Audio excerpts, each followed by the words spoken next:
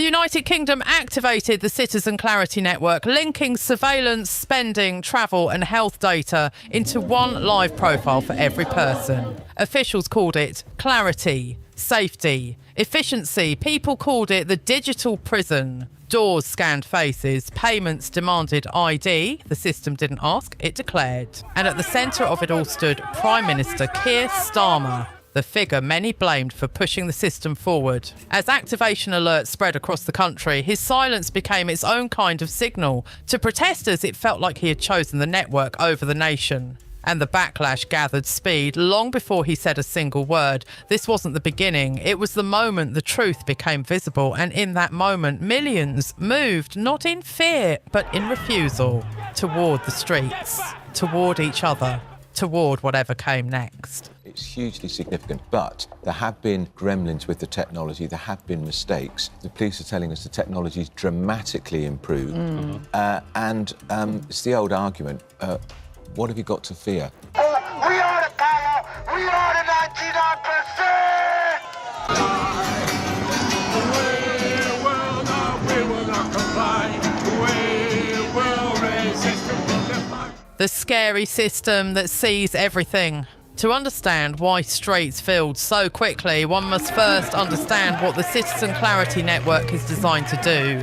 Government spokespeople describe it as an efficiency tool, a harmonising platform that integrates information the state already holds into a single, coherent picture. They repeat steadily that no entirely new form of surveillance has been created, that systems have merely been connected. Yet connection itself is a form of power. What was once fragmented and forgettable can, when unified, become overwhelming. The network can show where a person tapped a public transport card that morning. It can list which prescriptions they collected in the last month. It can note every instance when their mobile telephone was present near a recorded protest. It can mark the frequency of failed electronic payments. It can record how often their device has been in the same location as someone already labelled by the algorithm as a potential risk. Any single fact might be trivial. Together, the facts become a biography written in data instead of words.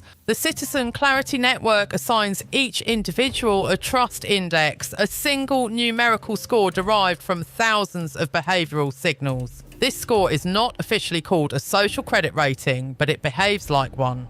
A higher score means fewer frictions. A lower score can mean more questions, extra checks, unexplained delays. Employers may view it when hiring. Banks may consider it when granting credit. Housing authorities and school admissions offices may be quietly influenced by it without ever acknowledging that influence allowed. The government insists that participation is voluntary.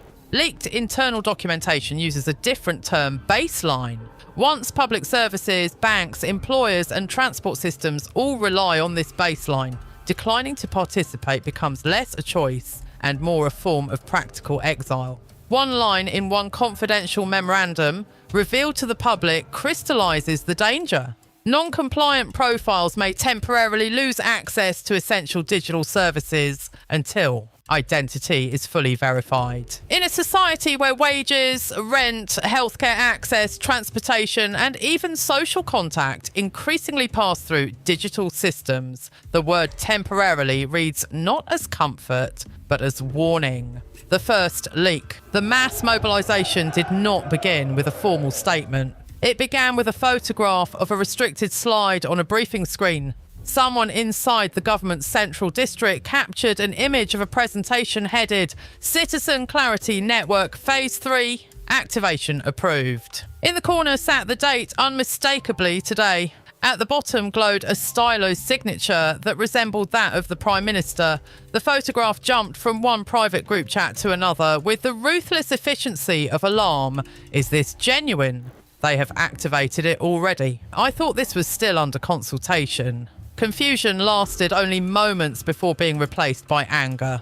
A second leak followed close behind, a cropped image of a paragraph from a confidential risk assessment. Phrases glowed like hazard lights, behavioural anomaly triggers, access limitation protocols and compliance reinforcement. What had felt like speculation now had vocabulary. In Manchester, a delivery driver with overdue bills looked at the words behavioural anomaly and for the first time saw his precarious existence as a data pattern to be judged. In Cardiff, a secondary school teacher thought of pupils whose parents avoided official channels, fearful of deportation or old debts. In Glasgow, a nurse who frequently missed her own medical appointments because of double shifts wondered what her trust index might already look like on a screen. On social media platforms, phrases long muttered quietly finally burst into the open. Digital prison. Turn it off. We did not consent. Users shared the leaks faster than any official denial could be drafted. By the time government accounts insisted that the system was safe, controlled and misunderstood, the square outside Parliament was already filling.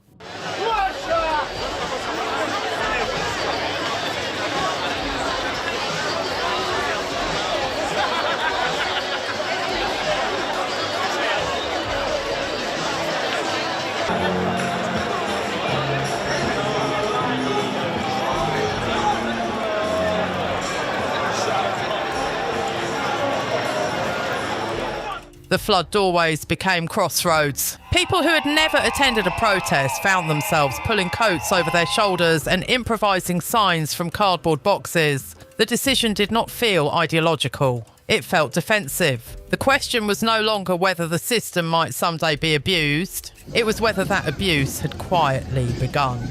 In London, commuters emerged from underground stations and were immediately swallowed by crowds flowing toward the centre of power. "We are not profiles," read one hastily painted banner. "Delete the prison," read another, the paint still drying as it waved above heads. Telephones rose into the air, their cameras recording and broadcasting the moment that fear turned into motion. In Birmingham, groups of newly graduated students walked shoulder to shoulder with middle-aged workers, still dressed in reflective jackets from long shifts. Their steps faltered at first, then found rhythm in shared chants.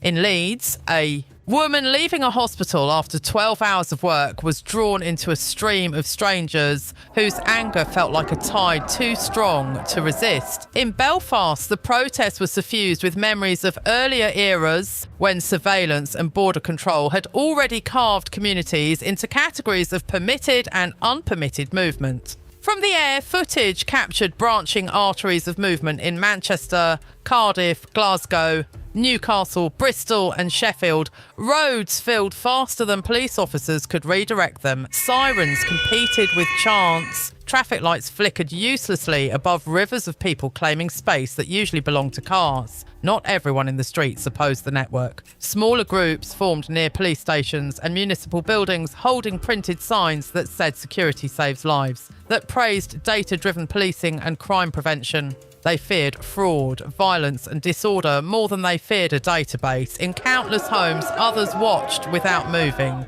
fingers scrolling through live streams, shoulders tight with conflicting feelings. They distrusted the system and feared the consequences of resisting it. They were tired of being told that this crisis, like the previous crisis and the one before that, required their quiet compliance. They were also tired of nights that ended in broken windows. The country behaved like a single nervous system reacting to a sudden invasive shock. From its firing neurons in the streets, attention shifted to the brain that believed it controlled those limbs. Rooms of control. Security system is thanking the higher. Stop there! Stop there! Stop where you are! Get off! Get off! Don't make off! Get off! Get off! Get off the board! Wait, when was this? Okay. In government operation centres, the protests appeared not as faces but as pulsing zones of colour on large screens. One map displayed concentrations of mobile devices in real time, glowing brightest where crowds were thickest. Another showed the status of key infrastructure, transport nodes, hospitals, police deployments. Yet another traced the emotional weather of the nation, converting social media posts into sentiment scores that rose and fell by the second. Civil servants and advisors spoke in a vocabulary that translated human fear into manageable variables. They discussed risk filters and attenuation zones, escalation curves and containment strategies. They debated whether restricting certain information flows would calm or inflame the situation. One analyst warned that any visible attempt to limit discussion would be screenshotted, exposed and interpreted as proof of conspiracy. In Downing Street, advisors encircled the Prime Minister with pages of briefing notes and tablets glowing with live information. They argued over whether he should attempt to reach the House of Commons for a visible traditional statement or address the public through screens. Every suggested path intersected with images of crowds filling avenues and bridges. On one status panel, the Citizen Clarity Network flickered between reassuring words and alarming ones. Core systems, active. Data intake, high. Behavioural. Filters, unstable. Public confidence, degraded. There was no line item for legitimacy. A junior analyst, eyes red from staring at monitors, murmured that the system had been pushed live too fast. With too many unanswered questions, no one contradicted her. The silence did the work of agreement. In that moment, the realisation dawned that the country was not merely reacting to a new piece of technology, it was reacting to an entire philosophy of governance. Starmer in the crosshairs. Leader of the opposition, why aren't you opposing the government? Ugly scenes at the heart of Westminster as Sir Keir Starmer was confronted by a mob outside Parliament, subjected to a barrage of insults. Outside Parliament, the air felt dense as if it carried both moisture and static electricity. Flares ignited intermittently, staining statues and stonework with trembling orange light. Chants rolled back and forth like surf between opposing shorelines. Vehicles carrying the Prime Minister attempted to navigate a side street cleared by police lines only moments earlier. Protesters flowed after them, drawn by the movement itself, raising telephones to record the glint of black paint and tinted glass. Signs rose higher. "We are not property. Scan yourself. Come out and log in with us." The motorcade altered course, attempting to bypass the densest parts of the crowd. Yet every redirection was anticipated by a populace that had learned over many years to move faster than formal plans. People cut through alleys and side roads, arms linked, voices raw. Later that night and throughout the next day, countless clips circulated showing one car in particular reversing away from the crowd. Captions shouted that the Prime Minister had fled from millions, that he had run from his own creation. The truth that he was being rerouted through a secured interior passage for both his safety and that of nearby protesters did not fit easily into that narrative. The camera framed retreat. The story followed the frame. What mattered most in that instant was not the security protocol of a government convoy. It was the feeling in the square that power had flinched. For those who felt unheard for years, that impression was more meaningful than any later clarification. Inside the homes.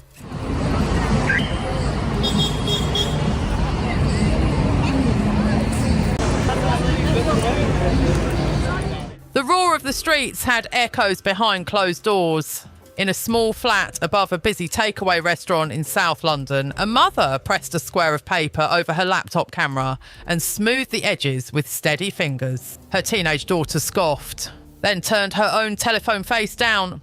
On the television, a presenter spoke in soothing phrases about temporary adjustments and measured responses. The word temporary rang hollow in a living room already dented by past promises that had stretched far beyond their supposed expiry dates.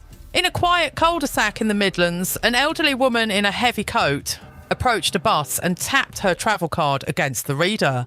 The machine flashed a message requesting verification through a mobile application she did not own. The driver apologised, helpless. She stepped back onto the pavement, humiliation flush on her cheeks, before turning to begin the long walk home. The bus pulled away, carrying away not only passengers but a piece of her assumption that public services existed for everyone. In a student house in Manchester, 4 friends sat around a cluttered table, the glow from a single laptop reflecting in their eyes. Live streams showed crowds they were too anxious to join. Anxiety turned inward instead.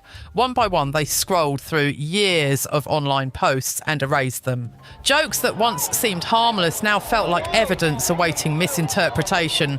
In a cramped flat in Bristol, a software engineer leaned over his keyboard and watched server logs scroll upward. Lines of text reported trust index adjustments, flagged behaviours, auto-generated suggestions for follow-up. He recognised functions he had written months earlier, convinced at the time that he was building neutral tools. Those tools now carried out judgments at a scale he could hardly comprehend. He closed the terminal window and stared at his hands, wondering what responsibility a coder bears for the uses of their code. In Newcastle, a father tucked his child into bed under a blanket patterned with cartoon planets. When she asked why people outside were shouting, he tried to explain the idea of being watched.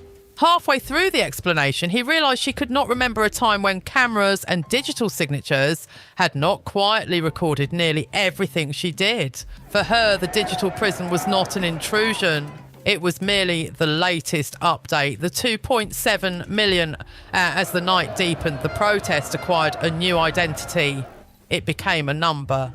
Someone somewhere typed into a comment beneath a live video stream that it felt as though 2,700,000 people were on the streets. No source was cited, no method was described. The assertion spread anyway. Other accounts repeated it, rounding it up, rounding it down, reinforcing it through sheer repetition. Graphic designers sympathetic to the movement created stylised maps of the United Kingdom with red flares wherever crowds were thickest and stamped the phrase 2.7 million across them in bold letters. Talk shows cited the figure with only the briefest acknowledgement that it was unverified. Protesters shouted the number through megaphones, turning it into a syllabic chant. Government representatives replied with cautious language about significant turnouts and large-scale gatherings. Their refusal to name a number made the unofficial one feel more solid by contrast. People began to refer to the event not as a protest, but as the March of 2.7 million. Whether the true count was lower or higher mattered less with each passing hour. The number had ceased to function as a measurement and had become a symbol. It told those who marched that they were not fringe, that they were many and powerful. It told those who stayed home that something vast had happened without them. It told those in power that any attempt to downplay the moment would look absurd in the face of such scale, invented or not. Once a number becomes myth, no future study can entirely dislodge it. Statistical reports prepared in calm offices months later might estimate a range, but they will never be shared with the same fervour as that first emphatic claim. Distorted signal. We don't believe they've made that case.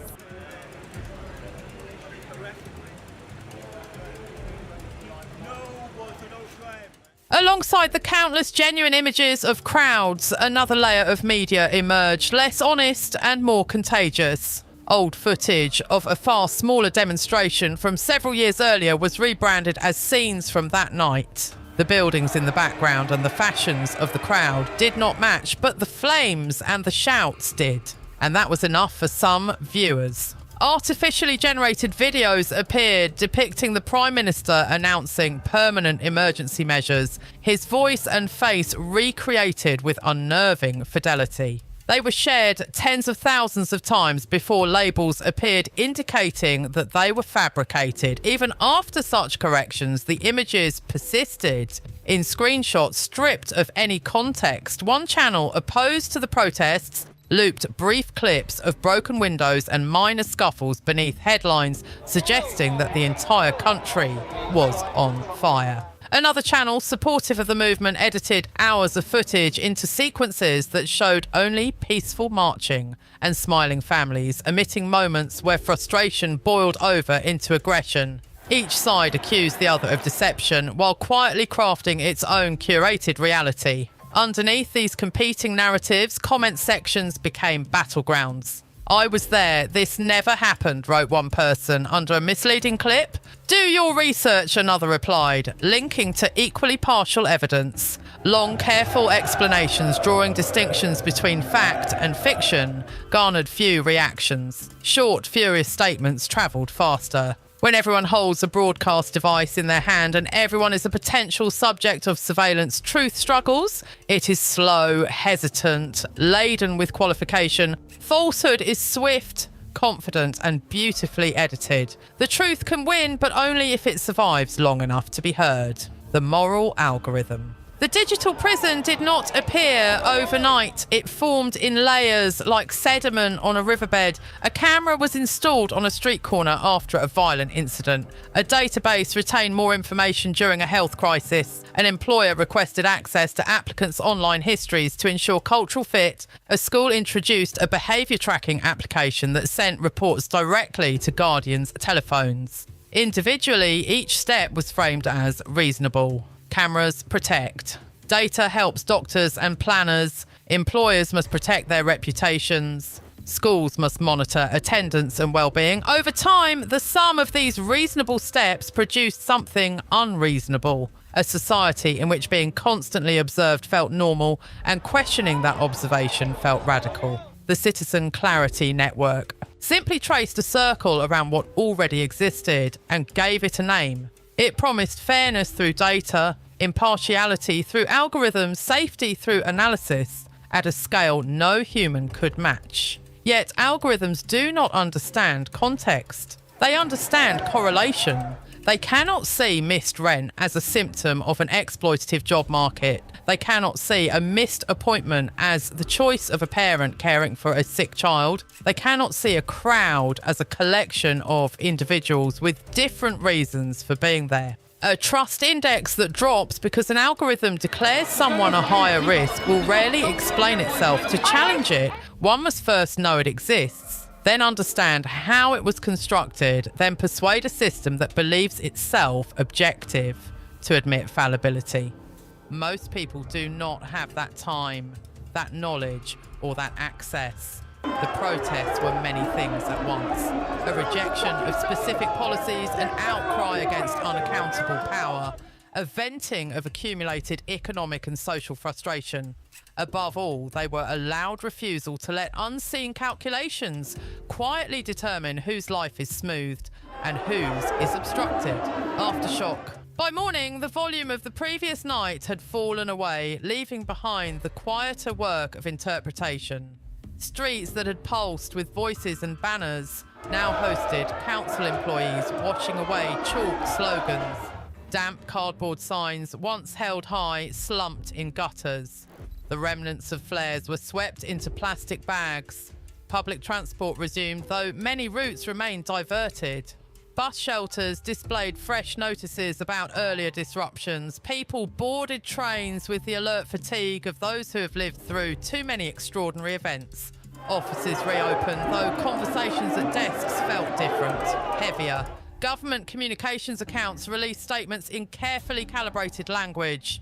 There was talk of listening, of engaging with legitimate concerns, of temporarily suspending selected functions of the Citizen Clarity Network while oversight mechanisms were strengthened. The word temporarily appeared again, this time flanked by assurances of independent review and parliamentary scrutiny. Protest organisers claimed victory. They pointed to internal status screens leaked like the first, showing sections of the network marked as paused. Supporters of the system argued that national security had been jeopardised by mobs, that giving in to public pressure on matters of safety set a dangerous precedent. Officials insisted that no operational decisions had been taken in response to demonstrations, insisting instead that reviews had always been planned. In office buildings across the country, new folders appeared on shared drives labelled contingency strategies, public trust frameworks, data governance revisions. It was not yet clear whether they contained the seeds of meaningful change or only more sophisticated methods of control. Two voices, one street, on a grey morning. At a modest bus stop in northern England, two strangers waited for a delayed bus. One wore a half-unzipped uniform jacket and held a riot helmet under his arm. A police officer who'd spent the night holding a line between protesters and the building they believed housed their enemy. The other, a systems architect, clutched a laptop bag to his chest after a night watching graphs and logs that turned people into coloured lines and error messages. They recognised each other's roles in small gestures. The officer massaging the bridge of his nose, the architect's eyes flicking toward passing cameras. Silence lingered, shaped by shared fatigue. The officer nodded toward the other's lanyard, the logo of a tech contractor still visible. You work with all that, he said. The architect nodded. You? Was on the line near Parliament. Another pause. Both knew they had, in different ways, served the same system, now under fire. My mother called last night, the officer said, smiling faintly. She hoped I wasn't on whatever they'd switched on. Said she didn't want them watching me too. The architect chuckled wearily. Mine called as well. She hoped I wasn't the one who built it. They laughed softly, a sound carrying more truth than comfort. The bus arrived with a hiss. They boarded, tapped their cards, and the system allowed them through. For that morning, at least, their trust indexes were still sufficient. The story we tell about control. What happened on the night of the digital prison protest will not be defined by official reports or audits. It will be defined by the stories people tell, the clips they share, the numbers they believe, and the silences they keep. Some will say that citizens rose to defend freedom and forced a retreat from an intolerable level of surveillance. They will tell it as proof that resistance still matters. Others will argue that a vital modernisation of public safety was sabotaged by hysteria and misinformation, pointing to threats once thwarted by data and warning that delay costs lives. Many will hold both fears at once. Fear of being watched and fear of being unprotected, knowing that good and bad actors exist everywhere, not only in government. They will sense that neither version is fully honest. The Citizen Clarity Network may be renamed, rebranded, or quietly resurrected under a new law.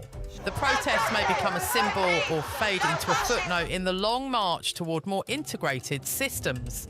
The phrase digital prison may disappear while its mechanisms seep quietly into daily life. The question remains simple yet unanswerable. How much control over our lives are we willing to surrender for safety and convenience we cannot easily verify or revoke? Who decides that trade on our behalf, and what happens when we realise the bargain was unfair? We've walked through the flick of a digital switch, the surge of bodies in the streets, the sterile calm of control rooms, the anxious quiet of living rooms, the myths of numbers, the distortions of feeds, the ethics tangled in algorithms, and the uneasy calm of the morning after. Now the story belongs not to systems or commentators, but to you. What will you choose to trust? What will you choose to question? And when the next switch is flipped, will you hear it in time to decide whether to stay inside or step into the street? Share your thoughts in the comments. Your perspective shapes the story that follows. Subscribe to keep exploring how technology, power, and human choice intersect in the world we're building. Like this piece if it made you pause, and let's keep the conversation going.